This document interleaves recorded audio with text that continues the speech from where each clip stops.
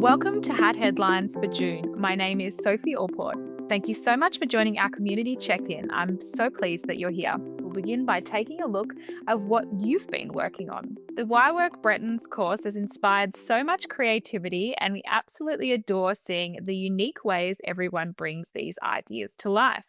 We're going to show you today a picture from Cynthia Jones Bryson Millinery in Canberra, of her incredible piece that she did, where Cynthia has really taken this technique and made it her own. As you can see, she's completely covered the frame, not in tulle, but in gorgeous little roses and bows. Amazing example of wire work. It's well balanced, and you can really see the time and the craftsmanship that Cynthia has put into that. I absolutely love it with the pink background. It really makes a statement, and I can just imagine it at Ascot or the Melbourne Cup on Derby Day. I love this work that you've done, Cynthia. You've really taken this technique and made it your own. So thank you so much for sharing with our community.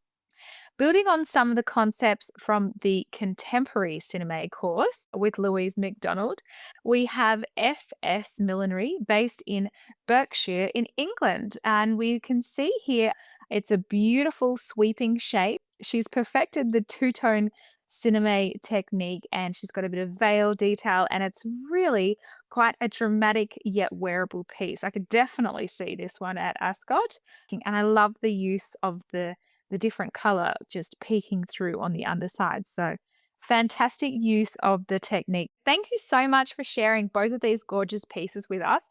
As tutors, it really warms our heart to see this work come to life. We create these lessons, and then you guys take them on your own journey and bring your ideas to life. So it's such a lovely thing to see.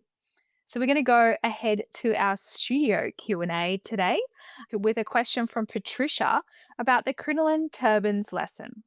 So Patricia has said, what should I do if the crinoline becomes distorted while removing the drawstring? Now, I am an advocate of taking the drawstring out purely because I don't want that jagged line. If you're using the drawstring to bring the crinoline into a shape, then that's very handy. But if you're using it, say, to be attached to wire and it's all exposed, then I would remove the drawstring. So it just depends if you're going to be gathering it. For the turban project, we remove the string as it gives it a cleaner and softer shape. So some troubleshooting tips are stop pulling immediately if you notice that you're damaging the crinoline, because sometimes crinoline won't go back into its shape, but generally you can wiggle it a little bit. So smooth the pleats out with your fingers and then ease slowly from both ends. If you need to, you may want to do a bit of steaming to help get that in, or you can grab a pin or something to kind of move a few of the little fibers gradually. So I have a little piece of crin here that I want to show you. So this is some beautiful magenta crin, and you can see here this is what she's referring to as the gathering thread. And when I use crin, a lot of the time I'm removing it.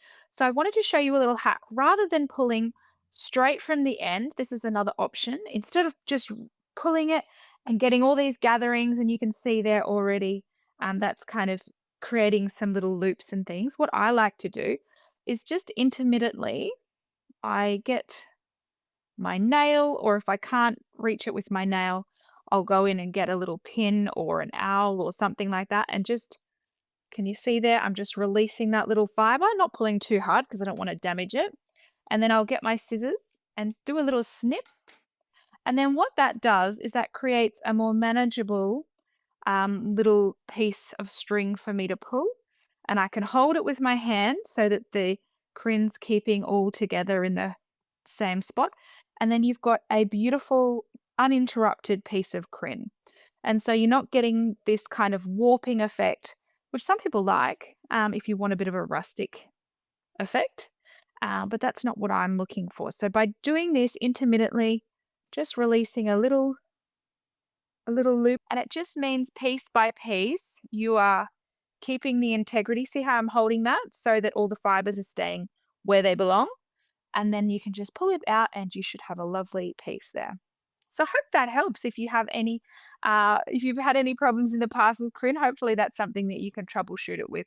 To explore many ways to create stylish turbans with beautiful details, including crinoline, please take a look at our Millinery Turbans course, and you can delve a little bit deeper into one of my favorite materials, crinoline. And now onto a sticking point for all milliners, choosing the right glue. For this month's creative conversation, I spoke with Sylvia from House of Adorn, who walked us through their brilliant glue guide. So here's a little snippet of what we have in store for you in our chat with Sylvia. I've got some of these glues here that you've sent, some samples of these wonderful glues, and I did a little bit of testing myself as well. But can you walk us through the glues that you have on the list and maybe just give us a little brief rundown, just for anyone that's never heard of them before? I know you've got some new glues in. So here we have on the first column, like all the glues and the photos of it, so you can identify and see what they look like, not just by the name. And then we have all the materials that were most used on crafts and millinery. Then you can just match the glue to the material and see the rating. I love that. And you can see when you download the guide, it is color coded. So it's really easy to quickly see. And if you already have the glue, then you can always come to the guide and see, oh, would that work? And it's, oh, cool, it would. So we have three main families. We have the Aleen's, that's the new brand, the newest one we have. They are not classified as dangerous goods. So yes, those ones, we can send them overseas. We brought them in to kind of replace the helmets because we couldn't supply them anymore. And then they're very similar. Then after that, we have the Yoo-hoo, which is, I know it's your favorite. It's my favorite as well. Is like the ones that is your millinery. That's your all-purpose, faithful Yoo-hoo that works in most materials. The last family is the E6000. That's our most popular one with our dance and costume crowd. We like to say here in House of Adorn that use less to avoid the mess. So just go slow on that, be patient. Yeah. It was so much fun talking with Sylvia about all things glue.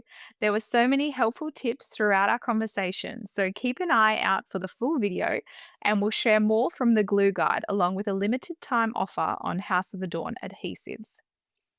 Join Louise McDonald in July for a special live mentor session created to support the Contemporary Cinema course.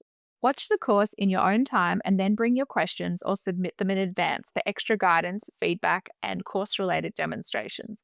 Now, Louise's courses are always incredible and value-packed, so definitely if you have any questions, now is the perfect time to shoot them through. Plus, watch this space for Louise's Saucer Buntle Hats course, coming soon to Studio Plus. Tickets are now available for Millinery Australia's Gala Evening, showcasing innovative designs from the association's members. It's a wonderful opportunity for lovers of millinery and fashion to see work from both established and emerging milliners. Plus, ticket price includes light canapes and drinks. Head to millineryaustralia.org for full details. Don't forget, you'll find all of the links to everything we've mentioned today in the video description. And that brings us to the end of June Hat Headlines. Thank you so much for sharing your beautiful work, questions, and creativity with the community. We're really looking forward to seeing what you create next. Until then, happy hat making and bye for now.